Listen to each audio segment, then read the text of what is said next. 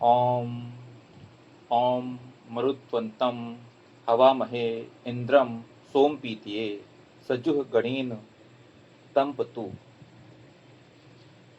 मरुत वाले को हम आहूत करते हैं, इंद्रियों को वश में करने वाले को सोमपान के लिए वह गण सहित भली भांति तृप्त हो।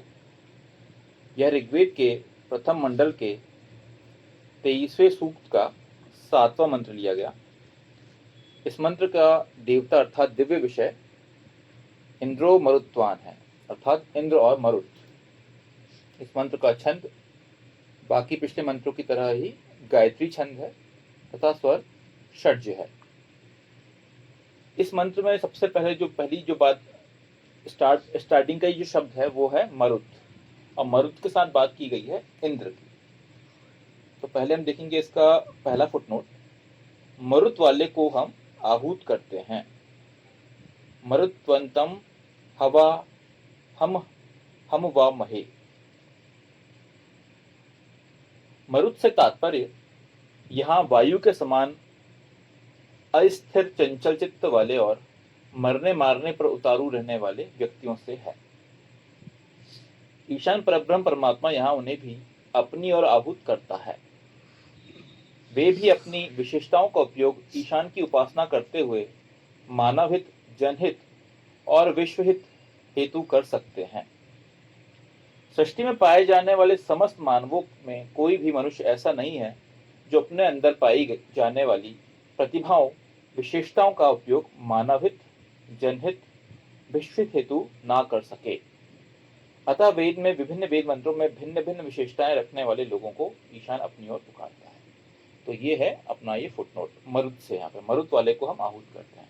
सबसे पहली बात जो यहाँ पे हमें समझ में आती है वो ये क्लियर है कि यहाँ ऐसा नहीं है कि ईशान स्पेसिफिकली जो विशेषताओं के लिए ही बोला गया बातें करता है, ऐसा नहीं है। अगर हम देखें अपने अभी तक के जो हमारे सूक्त के मंत्रों में देखें तो हमने यहाँ पे इंद्र की बात की है, अग्नि की बात की है, वायु की बात की है, वरुण की बात की है, मित्र की बात की है। अब यहाँ पे जो संबोधन आया है वो है मरुत आया है। ये जो सारे संबोधन थे इसके पहले, वो संबोधन वो थे जो कि जिसमें कि एक्चुअल में एक स्पेसिफिक विशेषता थी। वो मतलब वो आप बोल सकते हो कि बड़ी विशेषता थी। कल को एक सामान्य व्यक्ति अगर आ जाए और बोले कि भाई देखो मैं तो इंद्र नहीं बन सकता, या मैं तो अग्नि नहीं बन सकता, मैं तो बहुत सामान्य व्यक्ति हूँ, मेरे अंदर बहुत सारी कमियां हैं, तो अब मेरे लिए क्या? तो मेरे लिए तो वेद नहीं है। वेद में तो इंद्र की बहुत बात की गई है, वेद में अग्नि की बात की गई है, वायु मित्र की बात की गई है। मेरे अंदर ये सारी विशेषताएं नहीं है, तो मैं अब क्या करूं, मेरे लिए क्या है? तो एक्चुअल में ईशान ने कभी भी किसी को,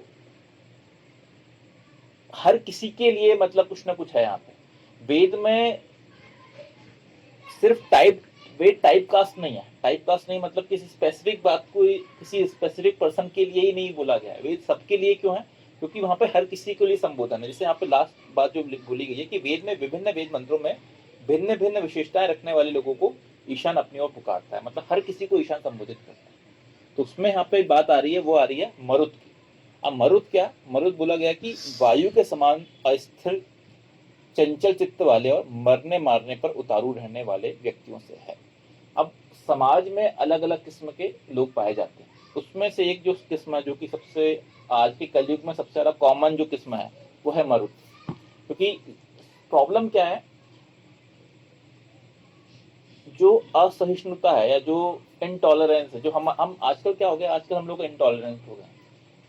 इनटॉलरेंट मतलब क्या हो गया कि आज के डेट में मैं किसी भी इंसान को रैंडम पकड़ के कुछ बोल दूं तो उसको सबसे पहले तुरंत गुस्सा आ जाएगा। लोग बिल्कुल किसी की सहन शक्ति, पहले के टाइम में ऐसा हुआ करता था, जो बहुत साधु संत लोग हुआ करते थे वो इतने शांत चित्त होते थे कि उनको आप कुछ भी बोलो तो वो स्माइल कर हंसते रहते थे। भगवान राम को अगर आप देखेंगे, या भगवान कृष्ण का एग्जाम्पल ले लो आप, सबसे अच्छा एग्जाम्पल तो भगवान कृष्ण है। जब वो उसने वो जो अपना महाभारत का कैरेक्टर था, गाली देने वाला, अपना शिशुपाल, शिशुपाल जब भगवान कृष्ण को 199 गाली देता रहा, भगवान कृष्ण मुस्कुराते रहे। ठीक है, आज की डेट में आप किसी इंसान को एक गाली दे दो, पहली गाली में वो आपको मारने लग जाएगा या लड़ाई करने लग जाएगा। लेकिन भगवान कृष्ण उस किस्म के थे, उस लेवल के थे, जो कि इतने ज़्यादा सहिष्णु थे, इतने ज़्यादा शांत चित्त के थे जिनको इन चीज़ों का असर नहीं पड़ता। एक लिमिट उन्होंने दे के रखी थी, भाई तेरे पास 100 तक की लिमिट है, तू 100 तक का अपना कर, 100 बार जैसा तेरा हुआ तो तू गया। लेकिन आज की डेट में हमारे अंदर इतनी ज़्यादा लिमिट ही नहीं है, हमारे अंदर इतनी ज़्यादा है ही नहीं सहनशीलता कि हम लोगों को ज़रा भी मौका दें। थोड़ी सी चीज़ में हम गुस्सा हो जाएंगे, थोड़ी सी चीज़ में हम तुरंत ही रिएक्ट करने लग जाते हैं। तो ये जो मंत्र है मरुत, ये मरुत हम लोगों के लिए ही एक्चुअल में है कि आज की डेट में मरुत जो है उसके लिए है। तो मरुत जैसी कंसेप्ट वर्ड आया तो अब वहां पे प्रॉब्लम क्या होगी, वहां प्रॉब्लम ये होगी कि आप रैंडम होके मरुत होके आप काम नहीं कर सकते। मरुत के लिए कहीं ना कहीं इंद्र तो चाहिए, क्योंकि मरुत को अगर आप पूरी की पूरी रिस्पॉन्सिबिलिटी सौंप दो, आज की डेट में अगर हमने सारी रिस्पॉन्सिबिलिटी मरुत को सौंप दी तो हो सकता है कि दुनिया ही चौपट हो जाए, हम ही खुद बर्बाद हो जाए अगर हमने कुछ भी गलत काम करा। इसलिए यहाँ पे मरुत के साथ साथ बोला गया है कि आपको एटलीस्ट इंद्रियों को वश में करने वाला जरूरी है। क्योंकि होता क्या है, आगे की बात, आगे जो आपके फुटनोट आएंगे उसमें ये बात की गई कि उनको विवाह के अधिकार की बात की गई है। तो अभी तो हम मरुत की बात कर रहे हैं। मरुत में अगर आप एग्जाम्पल लेना चाहो आज की डेट में, देखिए हर कोई इंपॉर्टेंट भी है, आप ऐसा नहीं बोल सकते कि मरुत होना खराब है या वो है। क्योंकि देखिए अगर हम बात करें कि अस्थिर चित्त और मरने मारने पर उतारू रहने वाले व्यक्ति है ना, ये भी समाज की एक जरूरत है। अगर आप इस चीज का एग्जाम्पल लें तो आपको समझ में आएगा कि जो लोग सेना में होते हैं, जो लोग आपके सारे आपकी बॉर्डर्स में रक्षा कर रहे हैं, ठीक है, उनके लिए ये जो ये मरुद की विशेषता है ये होना जरूरी है। एक शांत व्यक्ति वहां पे बॉर्डर पे जाके काम नहीं कर सकता, है ना। उनके अंदर ये चीज को भरी जाती है एक्चुअल में, जो थोड़ा होता है उसको और ट्रेनिंग में इस चीज के बारे में जोश और गर्म जोशी उनके अंदर भरी जाती है। क्यों? क्योंकि ये जो आपके अंदर की विशेषता है ये आपके देश की रक्षा, उसके लिए इसकी जरूरत पड़ेगी। तो हर इसलिए बोला जाता है कि हर एक व्यक्ति, यहाँ पे ईशान नहीं बोला कि हर एक व्यक्ति उसकी जो विशेषता है एक्चुअल में उसको उस विशेषता का यूज करते हुए आगे का काम करना है। उसमें यही बोला गया कि सृष्टि में पाए जाने वाले समस्त मानवों में कोई भी मनुष्य ऐसा नहीं है जो अपने अंदर पाई जाने वाली प्रतिभाओं विशेषताओं का प्रयोग मानव जनहित विषय में नहीं कर सकता। हर कोई कर सकता। तो मरुद जो है, मरुद की भी अपनी एक रिस्पॉन्सिबिलिटी है, अपनी एक विशेषता है जिसका वो यूज कर सकता है विश्व हित जनहित के लिए। तो जैसा कि अपने बोले कि यहाँ पे जो वो है, ऐसे जो लोग हैं मरुद वाले, उनके लिए वो जरूरत पड़ जाएगी वो काम के लिए जहाँ पे देश की रक्षा की बात आ जाए, बॉर्डर्स पे काम आ जाएंगे ये लोग, वहां पे काम आएंगे। अब क्या है वहां पे बस थोड़ा सा एक चीज यहाँ पे जोड़ दी जाती है। अगर आप इस चीज को फिर से आप रिकॉल करेंगे तो रिकॉल करेंगे आपको फिर, जैसे मैंने अभी बोला कि मरुद के साथ यहाँ पे ईशान ने इंद्र जोड़ दिया। अब इस चीज को आप अपने इसी एग्जाम्पल में जोड़ दो तो आपको खुद ही आंसर मिल जाएगा। जहाँ पे जैसी मरुद बंदा आया, मतलब एक आर्मी का जवान आया, तो उसके लिए सबसे इंपॉर्टेंट चीज क्या होती है? सबसे इंपॉर्टेंट चीज है डिसिप्लिन। क्योंकि अगर आप वहां पे ट्रेनिंग में जाते हो, ट्रेनिंग करोगे आप, तो ट्रेनिंग में सबसे इंपॉर्टेंट चीज, अगर कोई भी एक आर्म फोर्स का बंदा है उसके लिए सबसे इंपॉर्टेंट चीज होती है उसका डिसिप्लिन। बहुत ज्यादा डिसिप्लिन होता है, extreme high level top level का डिसिप्लिन होता है। वो इसलिए होता है क्योंकि मरुद को इंद्र की जरूरत है। ये जो मंत्र है उस चीज को आपको क्लियरली बता देगा कि कैसे कनेक्टेड है चीज। क्योंकि अगर वो बंदा जो इतना ज्यादा गर्म जोशी वाला है, गर्म रक्त है उसका, वो तुरंत मरने मारने पे उतारू हो जाएगा, तो उसको एक सही डिसिप्लिन देने की जरूरत है। अनुशासन की आवश्यकता है। तो आप देखेंगे कि जितने भी आर्म फोर्सेस हैं आपके, उनमें अनुशासन, और भी कुछ भी चीज हो जाए लेकिन अनुशासन में कोई भी ढील नहीं है। अनुशासन अगर जरा भी चूक हुआ तो भैया आप तो जाओ, आपका खेल खत्म, पैसा हजम, वहां पे समाप्त। क्योंकि उस वो चीज सबसे इंपॉर्टेंट होती है इनमें, आपके फोर्सेस में, जो भी आपकी सेना है, थल जल जो भी नभ है, इनमें जो भी आपकी आर्म फोर्सेस काम कर रही हैं उनके लिए सबसे इंपॉर्टेंट होता है वहां पे अनुशासन। वो इसलिए ही होता है क्योंकि आपको उस पर्टिकुलर जो आपके अंदर की जो विशेषता है उसको सही स्ट्रीमलाइन करना पड़ेगा। वो जो गर्म जोशी है उसको सही डायरेक्शन में लेके आना पड़ेगा। बिना इंद्र के मरुत कोई काम का नहीं, ये बहुत क्लियर। मरुत अकेला अगर बोले कि नहीं मैं तो कर लूंगा, या मैं तो विश्व को आर्य कर लूंगा, मैं अपना काम करूंगा वेद के लिए, वो बंदा नहीं कर सकता अनटिल अनलेस वो इंद्र ना बने। इसके लिए ये जो हमारा पहला जो है कि मरुत वाले को हम आहूत करते हैं, वो इसलिए यहाँ पे बोला गया है। पहले तो संबोधन है इस पर्टिकुलर अपना जो ये फुटनोट है, उसमें संबोधन किया गया है। अगला फुटनोट हम ले रहे हैं। इंद्रियों को वश में करने वाले को सोमपान के लिए इंद्रम सोम पीतिये, सोमो रेतो धाह मिथुन एव रेतो दधाति। कपिष्ठकट संहिता 46:2। दाम्पत्य कर्म प्रजनन कर्म के लिए यहाँ मरुतों को, चंचल चित्त वालों, मरने मारने पर उतारू रहने वाले व्यक्तियों को ईशान के द्वारा पुकारा गया है। इसलिए उन पर इंद्रियों को वश में करने की आवश्यक शर्त लगा दी गई है। तो ये बात वही है कि अगर मरुत को आप उसको, देखिए मरुत ऐसा नहीं कि नेगेटिव चीज में आएगा, है ना। अगर एक सुकृत है वो भी मरुत हो सकता है। मरुत मतलब अगर नेगेटिव वर्ड ना मत दो आप, कि हो सकता है कि मेरा जो पैदाइश हुई है, मेरा चित्त वो चंचल चित्त है, ऐसा हो सकता है। हर किसी का चित्त बहुत स्थिर नहीं होता। हर कोई स्थिर चित्त हो गया तो फिर तो क्या बात है, फिर तो विश्व ही बहुत अलग लेवल पे हो जाएगा। हर किस्म के लोग हैं यहाँ पे। तो हो सकता है कि कोई चंचल चित्त वाला, लेकिन काम शायद उसके अच्छे हों, लेकिन क्या है वो काम अच्छे करने के साथ साथ जब उसका चित्त थोड़ा चंचल है तो हो सकता है कहीं किसी डायरेक्शन में जल्दी से बिगड़ जाए काम, या कहीं गलत डायरेक्शन में चले जाए। लेकिन दिल का बंदा साफ है। बोलते ना कि गुस्से का थोड़ा तेज है लेकिन दिल से बहुत अच्छा है बंदा, इसे हमारे यहाँ बोलते हैं। गुस्सा तो बहुत आता है उसको, लेकिन दिल में तो उसका हमेशा प्यार है। तो ये मरुत जो है उनके लिए यहाँ पे ये बोला गया है कि मरुत को अगर हम बोले कि भाई अगर वो उन्हें प्रजनन कर्म या उन्हें विवाह का अधिकार दे रहा है, तो वहां पे हो जाता है सबसे इंपॉर्टेंट कि उनको इंद्रियों को वश में करने वाला होना आवश्यक है। अपनी चंचल प्रवृत्ति के कारण मरने मारने पर उतारू रहने के कारण वे प्रजनन कर्म, दाम्पत्य कर्म जैसे गंभीर और जिम्मेदारी वाले कार्य करने योग्य नहीं है। अतः सबसे पहले उन्हें अपनी इंद्रियों को वश में करना पड़ेगा, तभी वे किसी लड़की या औरत से विवाह कर सकते हैं और उससे प्रजनन कर्म, दाम्पत्य कर्म कर सकते हैं। तो भाई वही है कि मरुत को है अधिकार, लेकिन विद कंडीशन। वो कंडीशन है कि वो इंद्र बने। इंद्रियां उसके वश में होंगी तो वो चीजें को कंट्रोल कर सकता है। इस प्रकार ईशान किसी भी व्यक्ति को मैथुन कर्म, प्रजनन कर्म, दाम्पत्य कर्म के लिए नहीं रोकता, किंतु उसे अपनी इंद्रियों को वश में करके सुकृत बनना अनिवार्य है। ये बात वहां पे आ गई कि सुकृत बनना अनिवार्य है। विवाह के लिए तो भाई सबसे इंपॉर्टेंट एक ही चीज है, वो है सुकृत।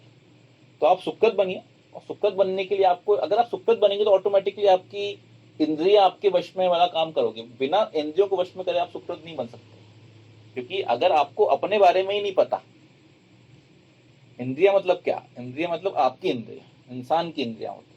अगर इंसान अपने बारे में ही नहीं जान रहा कि मैं कैसे किस टाइप का इंसान हूँ, सबसे पहले इंपॉर्टेंट तो ये कि आप अपने आप को ही जाने।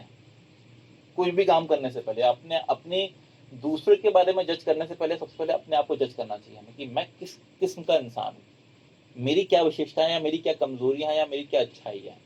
जिस दिन आप ये करना स्टार्ट करेंगे उस दिन देखना आप पहला कदम बढ़ा देंगे इंद्र बनने की तरफ। क्योंकि आपको जब रियलाइज होगा कि यार मेरे अंदर की शायद ये कुछ कमियां हैं, तो आप एक्चुअल में बेटरमेंट के लिए जाते हैं। हमारे साथ प्रॉब्लम क्या है, ये हम अपने अंदर की कमियों को कभी नहीं देखते, हम हमेशा दूसरों की कमियां देखना पसंद करते हैं।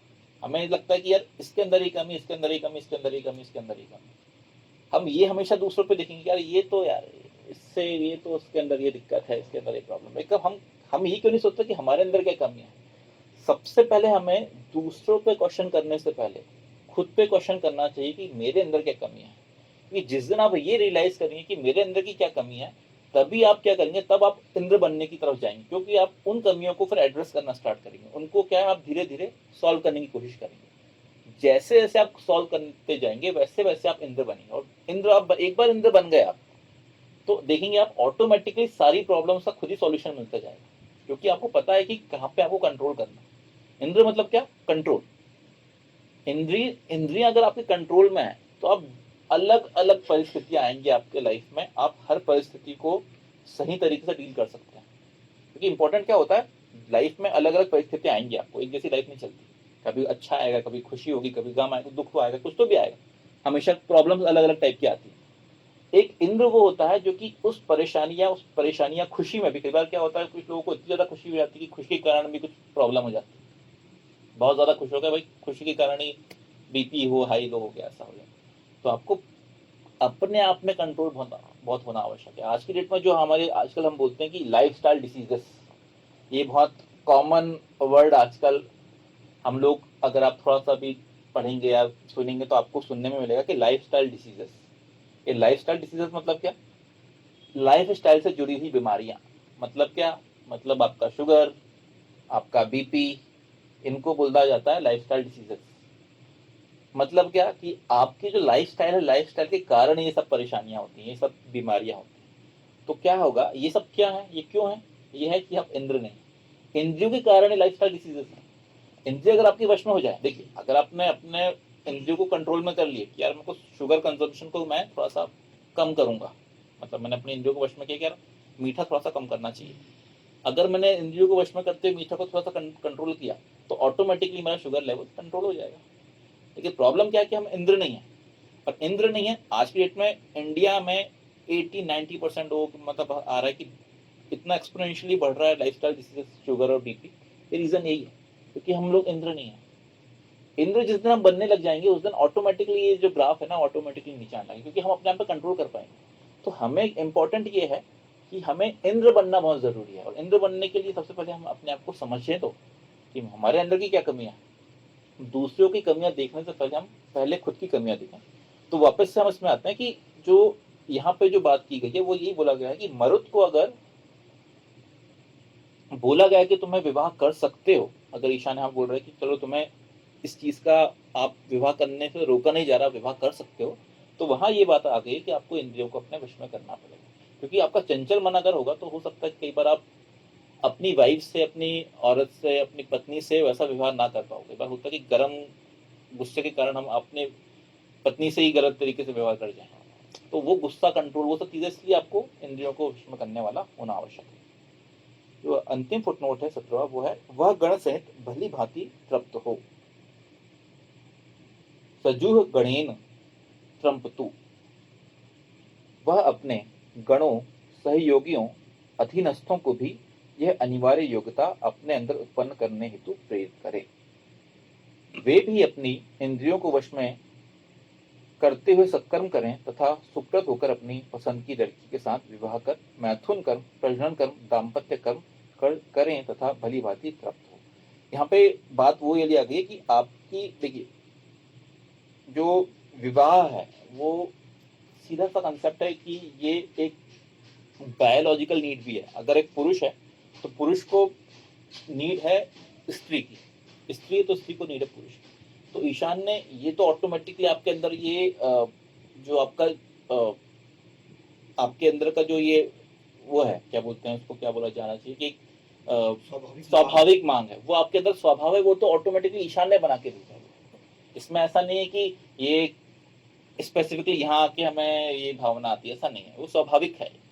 लेकिन क्या है, हर एक स्वभाव को सही मोल्ड देना, सही तरीके से कंट्रोल करना, ये तो हमारे हाथ में है।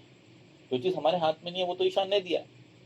तो अगर आपको विवाह करना है तो आपको इसमें यही बोला गया है कि जो मरुत हैं उन्हें भी अपने गण सहयोगी अधीनस्थों को भी अनिवार्य रूप से इंद्रियों को वश में करने वाला बनाना है।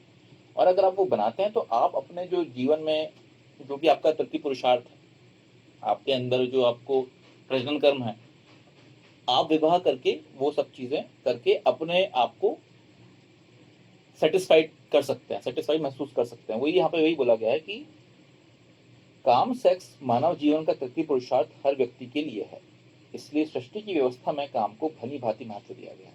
अगर ईशान ने ये आपके अंदर ये स्वभाव बना के रखा हुआ है तो ये कोई गंदा नहीं है। इसमें बस बात यह है कि उसको भी उतनी ही ज्यादा अहमियत दिया गया, महत्व दिया गया है। वो हमारे यहाँ अपना जो चतुर्थ पुरुषार्थ व्यवस्था है उसमें तृतीय पुरुषार्थ काम को बोला गया। और वेद या वेद से रिलेटेड बाकी जितने हमारे यहाँ के धर्म ग्रंथ हैं, इवन पुराण जो है, उनमें कहीं पे भी तृतीय पुरुषार्थ को लेके गंदगी वाली बात नहीं की गई, उसको हमेशा उस पर बात की गई कि क्योंकि वो स्वभाव को अगर आप इसमें छुपने छुपाने वाला, ढकने ठकाने वाला बात कहीं की ही नहीं गई। जो आज की डेट में अगर हम समाज में अगर ये हम बे बात बोले, धीरे धीरे अब समाज में भी चीजें आ रही हैं कि सेक्स एजुकेशन होना चाहिए, ये होना चाहिए, आजकल धीरे धीरे वो बात कर रहे हैं। क्योंकि उनको भी कहीं ना कहीं रियलाइज हो रहा है कि शायद ये चीज इंपॉर्टेंट है तो जरूर, लेकिन वो कैसे हम उसको सही शिक्षा दें। तो वो सही शिक्षा आप एक्चुअली में वेद के माध्यम से दे सकते हैं। कहीं ना कहीं देखिए समाज भी आज में धीरे धीरे समाज में भी ये चीज रियलाइज होने लगी है कि ये चीज जरूरी है, लेकिन जरूरी चीज को किस तरीके से हमें उसको लोगों तक पहुंचाना है। तो वो पहुंचाने का सबसे एक्चुअल में सही माध्यम तो वेद ही, क्योंकि वेद में कहीं पे भी इस चीज को बुराई या गंदगी या इस तरीके से नहीं देखा गया, इस चीज को बहुत डिटेल में किया गया। अगर आप अथर्ववेद लेंगे, अथर्ववेद में बहुत तरीके से इस चीज को काम प्रतिपुरुषार्थ को बहुत तरीके से डील किया गया है। यजुर्वेद में भी ये परिवार और समाज की बात की गई, तो परिवार में जहाँ पे भी आता है तो वहाँ पे आपको पुरुष और औरत की बातें की गई है, तो उसमें भी आपको इनसे रिलेटेड मंत्र मिल जाएंगे। तो इम्पोर्टेंट है कि ऐसे जो मंत्र है, हमारे यहाँ विवाह कांड है, तो जो भी ये सब मंत्र है, उनको आपको सही तरीके से उन्हें समझने की आवश्यकता है। तो अगर आप सही तरीके से समझेंगे उन्हें, तो फिर आप इसमें समझेंगे कि आपको रियलाइज होगा कि ये चीज़ को किस तरीके से आप मैनेज कर सकते हैं। प्रतिपुरुषार्थ को मैनेज करने की आवश्यकता है। इंपॉर्टेंट है कि आजकल वो चीज़ मैनेज नहीं हो पा रही, और यही है प्रॉब्लम है इस समय सोसाइटी का। सोसाइटी में सबसे ज़्यादा काम भ्रष्टता है, क्योंकि वो सब चीज़ें सही तरीके से मैनेज ही नहीं। अब धीरे धीरे आप सिखाना चाह रहे हो नए बच्चों को तो आप सिखा दोगे, लेकिन उनके जो पुराने वाले जो लेवल के पुराने जो लोग हैं, उनके अंदर वो अभी भी वो शिक्षा नहीं है, अभी भी वो चीज़ें गड़बड़ करते हैं। और वो सब चीज़ें जो है वो आजकल बड़े स्कूल में सिखाते हो, आपको लगता है कि ठीक है हम कोई बड़ा सा प्राइवेट स्कूल वहाँ सिखाएं। वेद जो है, वेद एक्चुअल में सही मायने में वेद की शिक्षा देनी चाहिए।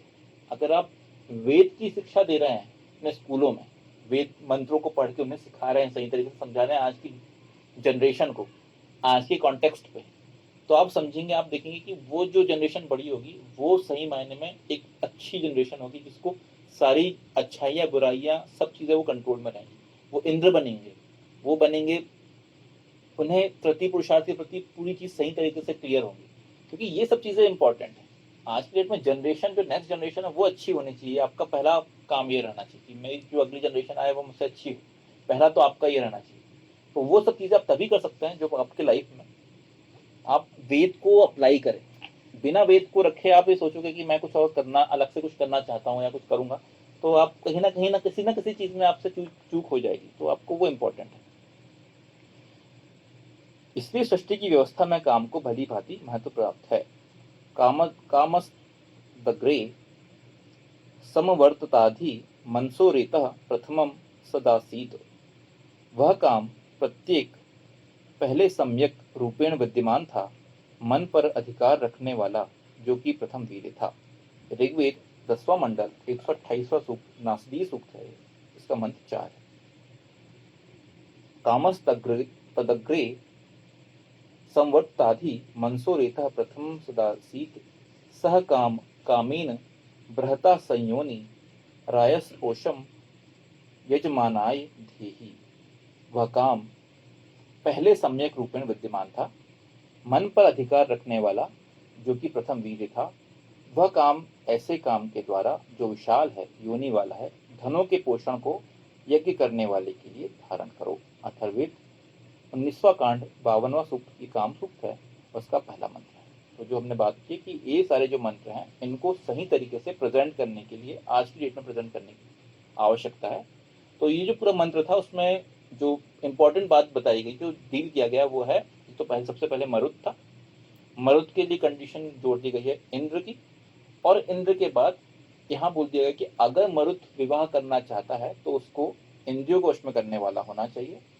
वो करके वो अपने अपने अंदर की जो स्वाभाविक इच्छा है उसको सेटिस्फाई कर सकता है, अनटिल अनलेस कि वो इंद्र बने। तो ये है।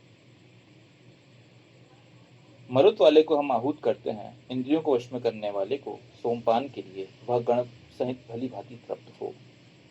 ओम ओम मरुत्वंतम हवा हवमा हवामहे इंद्रम सोम पीतिये सजुह गणेन तंपतु। ओम।